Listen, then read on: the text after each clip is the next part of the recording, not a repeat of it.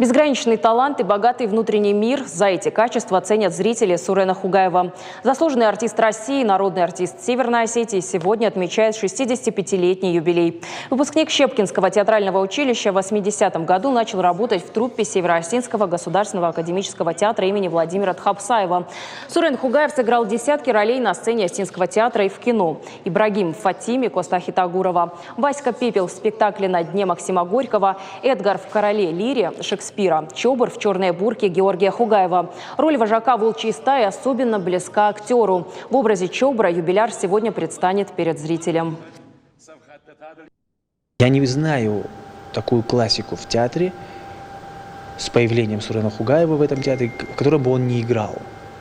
Он переиграл все, что угодно было.